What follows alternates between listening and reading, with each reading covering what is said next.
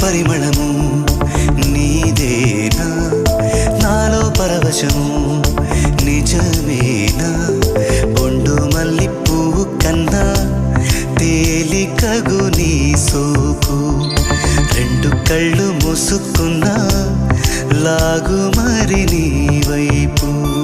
సొగసును చూసి పాడగాయలా కనులకు